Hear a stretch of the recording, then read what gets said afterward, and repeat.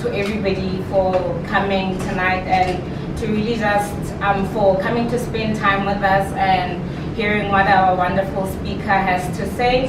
And I really hope that, because we are trying to build a community, we're trying to move away from making Startup Grind into an event. We're trying to build a community of entrepreneurs where we can support each other, congratulate each other. So basically, I just want to say thank you to each and every single one of you guys for showing up tonight. And then just before we start with the actual fireside chat, I'm gonna read KB Lebusho's bio just so that you guys have a full-on idea of what he's been doing in the entrepreneurship space. So it's quite a mouthful, so bear with me. So KB Lebusho is first and foremost a born-again child of the Most High God. He is a certified speaker of the LBow Speaker Training Academy, the John Maxwell Certified Trainer, a business coach, a mentor, and a graduate of the Black Management Forum's Young Professional Development Program. He's also an aspiring author, so look out for his books when they do come out. He is very passionate about teaching people hands-on godly success doctrines and life-transforming concepts. He travels the country speaking on a regular basis at conferences, churches, schools, seminars, and he's also on local as well as national radio. He presented a television show called 101 with KBL on Klasela TV. He also has a weekly feature on CUT-FM at 11:15 on Thursdays. So please tune into that. It's quite inspiring. So 11:15 on a Thursday morning, please do tune into CUT-FM.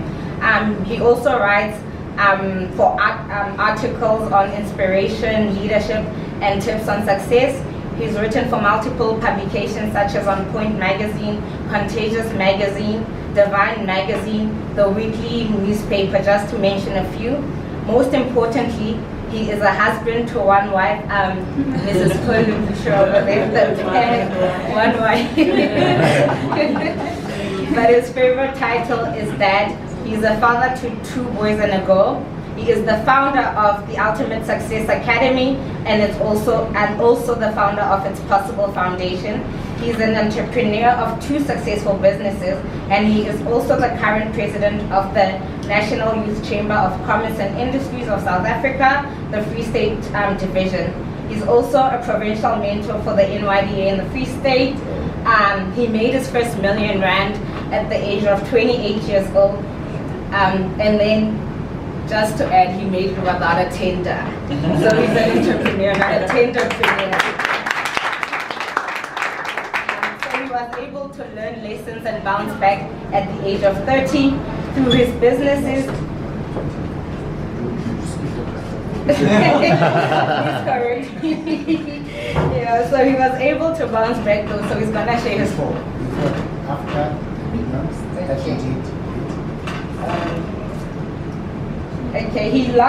KB made his first R1 million at the age of 28 without a tender, but lost it all within a year, but bounced back at the age of 30. Through his businesses, he's been able to create 5 permanent and 8 temporary jobs.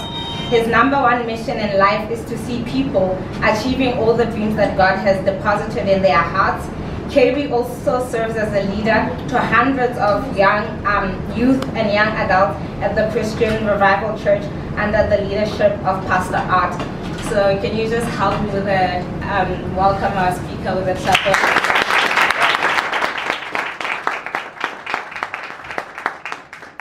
Before we get into it, I just want to say thank you. Why is my wife?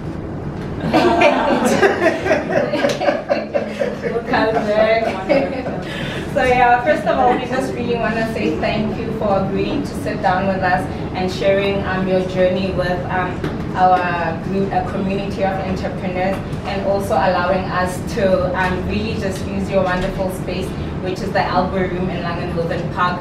So guys, please do come back outside of the event to support the business, because you can see for yourself that the service is great. The food is also nice. I've had it.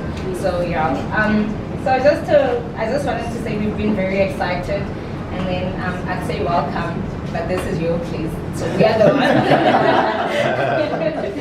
So just to get straight into it, so my first question for you had to do with your background. So can you tell us a bit more about how you grew up and if your upbringing somehow had an impact on who you are as an entrepreneur today? Thank you. But, Kimela? But then the guy? Oh, we can never see. Is it normal though? Yeah. Is it normal? Yeah. Okay, thank you.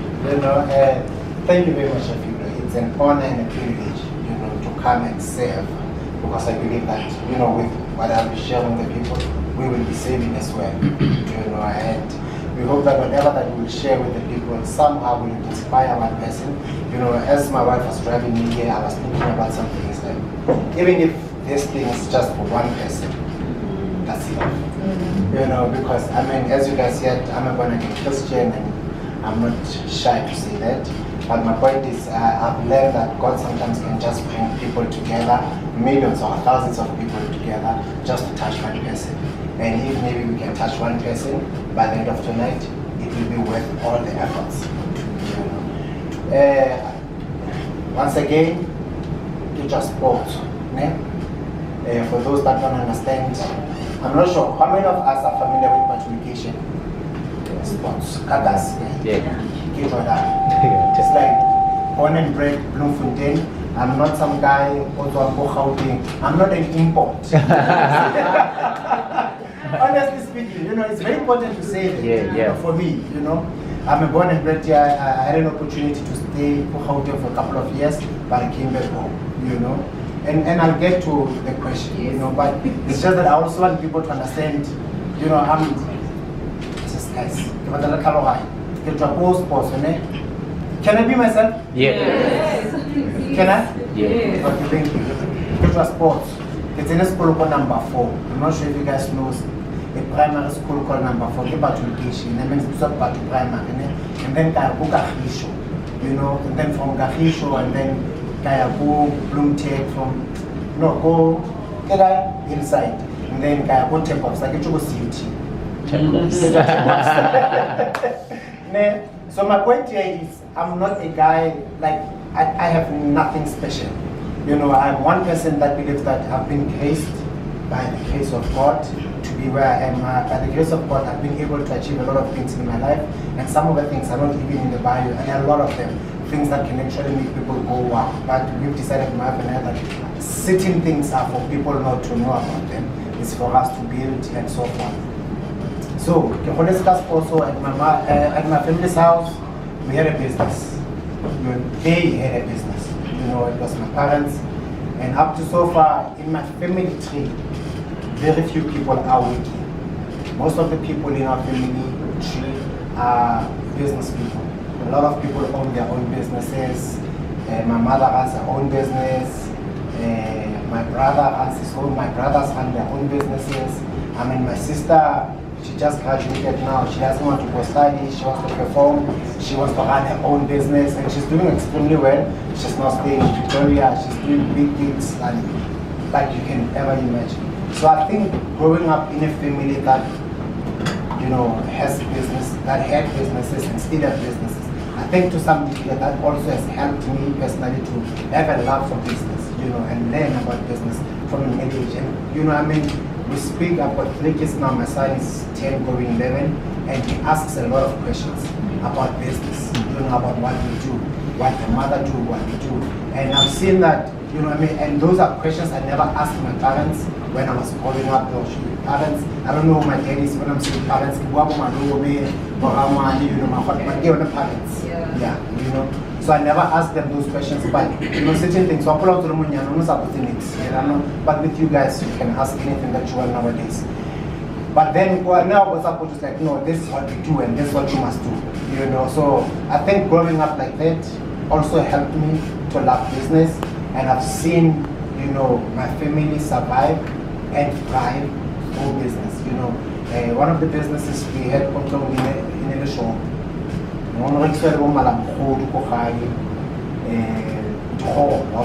And then My mother, like I said, she's a designer. And then my grandmother also, she had a business here in NYDA, GSC.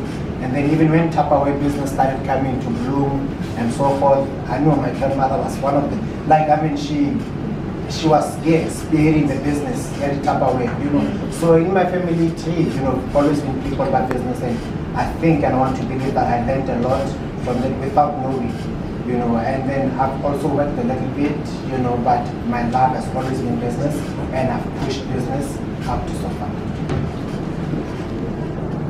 So you just mentioned that you've been employed before. So you've been employed and then you made this decision to then go into business. Could you just briefly take us through that transition from having a job and deciding, I'm going to start a business? How did you know that this was the right decision for you, leaving the job and then pursuing business? I'll say a few ways. I went into job market knowing that I'm going to go into business. I'm not sure. Do you guys know what I'm doing? Yeah. Is there anybody who's waking now and knows like I'm not going to be here forever? Can you relate to my story? So, I was like, I went to work and I knew, it's like right there, I'm not going to be here for long. So I went in there. However, if I were to, it's a cliche, and all of us will relate to what I'm about to say. All of us in here, if we were to be given 10 years back to relive our lives, we will. How many of us would be in the same place that you are in now? No one, eh? How many of you would be in a better position now? Do you know some of the people in here would be in a worse off position? Come on. No, for real. Yeah. Sometimes people know stuff and they don't do anything about it. Yeah. True. Anyway. But some people can relate to what I'm talking about. Yeah. So I went into niggas Panaco Xerox. I worked for Xerox for 8 months. And then I worked for some company in one package. We did the overhead projectors. We did can you see me? It's in the overhead project. And then we did the electric fans. We did gate motors. I did a lot of hard labor. But I knew, as I was busy with that, I knew I'm not going to be here for long. You understand? But like I said, I worked for Xerox, and then that is the company that I worked for. And then I get Zamada. I knew I'm not going back. So I remember I left for December. It's another Kuala, well,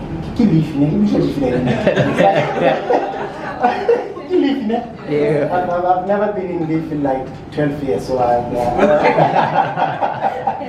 honestly speaking, so I left, and then I knew then January they called me, we opened the second week. They called me that Monday. I told them my boss was Eddie Lemley, who's now fixing my garage at my house. That was my boss. If I can tell you the transition that happened between me and Eddie, this is a white man, and I love him. We love each other to bits now. He called me that. I was like, where are you? He's like, I'm not coming. I'm sorry. I'm going to start my own business. So I think also prior to me starting working, what I did is I empowered myself with a lot of things when I was in clothing.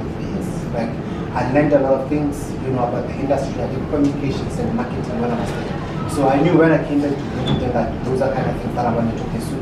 But also, most of people that are in communication and marketing could do it. Let my brother not work, the industry that is in. We all know Bloemfontein is a very small market. And sometimes, those kind of businesses, they are very difficult to penetrate and thrive in them. So I just went heading first, and I've never looked back. But can I say this also?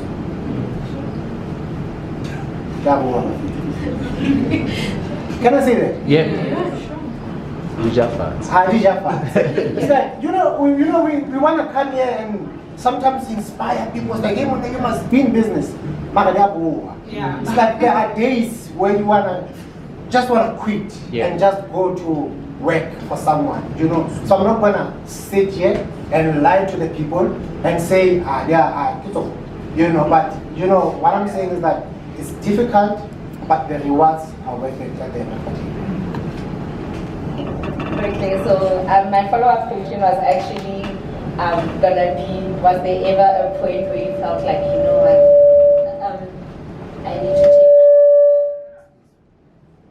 I need to go back to my job, but not those jobs. Okay then, but I think what we can take from that is that business is difficult. There are days that you feel like, I want to leave it, but persevere. So from now on, we're going to move away from your background and talk about some of the other business ventures that you've taken on. So when I was looking through your profile, LinkedIn, I saw something about KBL Productions. So it stood out for me. Could you just tell our audience why you started KBL and what were some of the projects that you started through it? Thank you. KBL Productions, actually it was KBL Production House. As I said, I did marketing and communications when I was in Gauteng. So now what I did is, the industry was just too tough for me, to do, wanting. How many of us have marketing companies that are doing marketing for your business? Thank you. So it was very difficult for me to want to be a marketer for businesses and so forth. So now what I did was, I decided, and then I remember my first, so I came back, spoke to my mother, and Mama, that's what I'm going to do and so forth. So fortunately my mother knows a few people at the right places. It's like, no, she does. And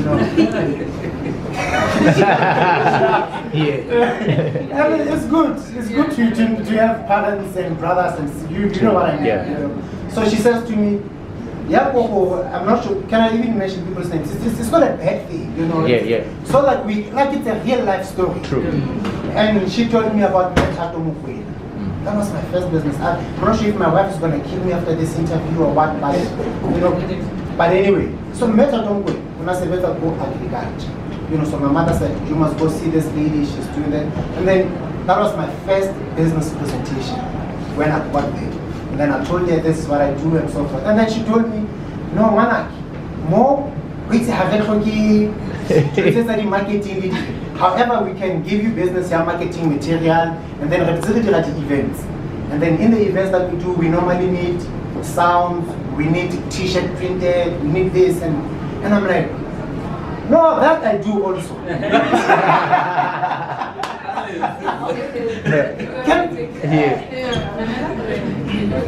I'm good at it. I was like, no, that's my thing. Actually, it's specialized. And from then on, and then she gave me a code, a request for code. She's like, no, about the keep at the reprinted keep at 100, and I even can you do as a sample. So that's how cable production was born. It's not like I decided one day I'm gonna do that. And then I realized there was a need. And then now she was the director for communications, and maybe this could help somebody here. She was the director for communications at the department. And then she says to me, go to other directors in different departments. Go sell yourself, and then she asked me, do you have a profile? I don't get a profile. It's like, no, bring me a profile. What do you think happened? No, back then I was 10, 11 years ago. I didn't have a profile. I did the profile that night. In the morning, it's like, no, here's my profile. It's like, no, it looks beautiful, and so forth, and then go to Spani, and that's how Cable Productions was born. And then we started doing a lot of things. You said you wanted to know some of the things that we did. Yes. And then we did a lot of work for different departments. We did a lot of work for Department of Water Affairs. We did a lot of work for Bloom Water, and then there was normally Baswale meets. And then now, because I've always been a concept guy, there's a program I think I've shared with my president there. Like there's a program in between Baswale meets. You guys know that program? Yeah, Department of Water Affairs. Yeah. We wrote that concept for them. They stole it. Then I was thinking small there. You know, because you just wanted to do it for, then it was Muteo, it was not Mangau, it was Muteo. We wanted to do it for Muteo, region, like do water awareness and so forth. Took it, that program is international as I'm talking to you. So they took it and then now we started managing that program. Now we manage the program that we came up with the concept for. You know, and then so we did, you guys would remember 2010, okay? World Cup. So prior to then we did Confederations Cup, KB members. We did Confederations Cup, we did World Cup for KB Production House. And then in 2011, we did, you guys remember Space SA? There was a census campaign happening. We did that program for the entire province. So now you have to understand something. I got married 2008, and then 2009 we started doing big things. 2008 we were already doing programs for Mangabu and stuff like that. And then 2009, 2010, 2011. So we started doing a lot of big projects. And for a young person who's in his 20s doing projects worth millions, it can run to your head. Don't judge me, have your own millions first. We will have that conversation after. You understand? Yes. So those are some of the things that we did, and then we did, should I mention my platform as well? Yes, please. We did, there's a program that we did with my wife, so now we made a lot of money, and then we invested in a program called My Platform. I've always been an artist at heart, so I noticed there was no platform for artists. And there still isn't a platform for artists even today. You know, where artists can come and, you know, exhibit their work and so forth. Be it the boom rapper, poets, singers and so forth. Because now what I noticed, okay, and then I was working with Pepcox. People thought I was working for Pepcox. So I did a program for Pepcox for about 5 years. We did the audition stomach buffet, you know, for them. But then I realized the only time people get to, you know, practice their art is during Makuvi. So then I don't clap, ne? So the reason why we did my platform is because now I realized but to platform, and a big platform was good clap. And not everybody goes to claps, you know, and you know, I thought, but let's create a neutral platform where everybody can come. Now also what I noticed, there was also no audience. So now we needed to create an audience. So it was an audience development and then also artist development as well, you know. So then it was that whole thing. We did that program called, if you guys know, Blumanda has a garage called BP Garage. Next to it, we used to set up every week there. And then that thing grew up, you know, and then, grew up, so you know, so then I started managing, most of you guys would know DJ Shakes. And then I started managing people like DJ Shake, started working labor fields and so forth. Now, what I was doing was growing a lot. And then now it got the attention of the municipality. Now the municipality wanted to now all of a sudden give me halls to do that thing.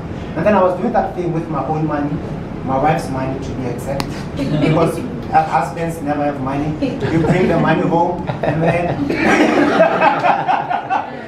you can relate, Kim, right? So we did all of that. And then that thing was growing so much.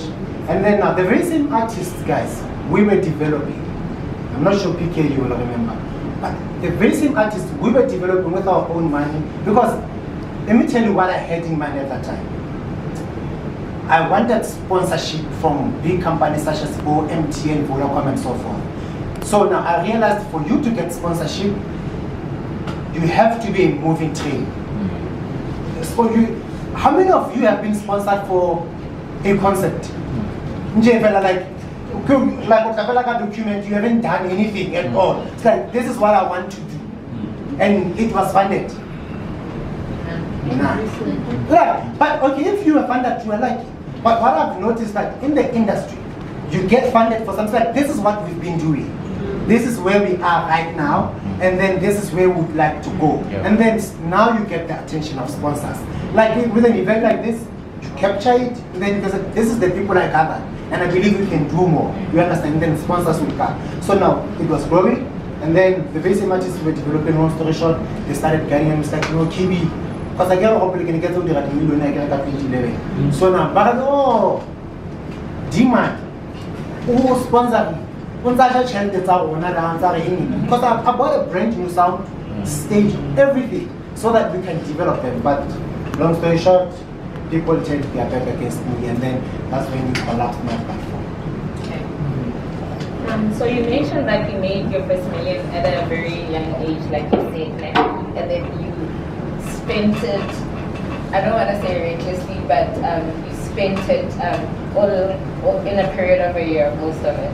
So I just wanted to find out, do you have any advice for young businesses or young professionals who just came into contact with new money and it's just a lot? What are some of the money management tips you could give to our audience, and what are some of the red flags we should look out for when we get new money and it's just so overwhelming?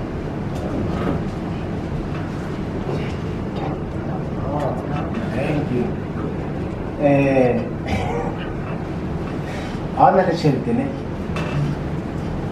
For some reason, you attract new people in your life. Do you guys know that? Yeah. For real. It's like new people pop up from nowhere. Even family members. It's like for some reason, it's like everybody knows that you've got money. You know, and everybody wants to be your friend.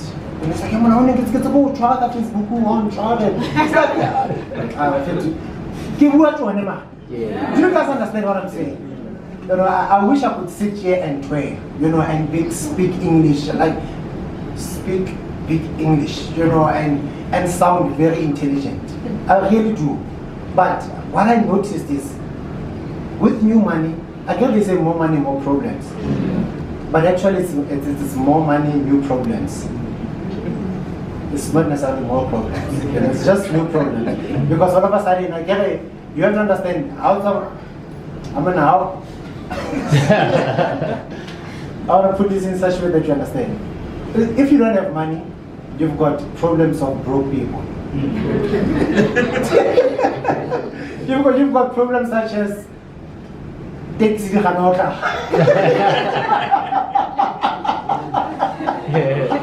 You guys know? And then now, all of a sudden, now when you buy a car, now you don't have a problem you have to take all of a sudden. Now you've got a problem, you have petrol, you have service, you know, you have debit, you know, so it's not more problems, it's just new problems, you know. So now what I would advise people with in terms of, it's like stick around with your people. Yeah. Stick around with the people. You know, it sounds like a cliche. And I remember,